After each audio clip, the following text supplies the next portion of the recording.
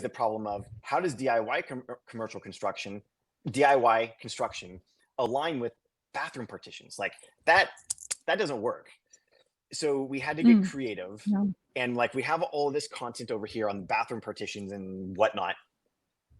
So then we wrote new stuff and edited old stuff that made sense to how do I phrase this?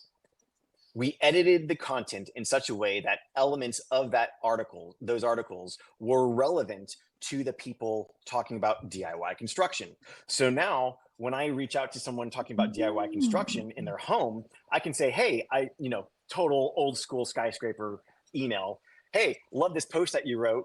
I actually wrote something with an interesting angle on it in regards to bathroom partitions. Can I show it to you?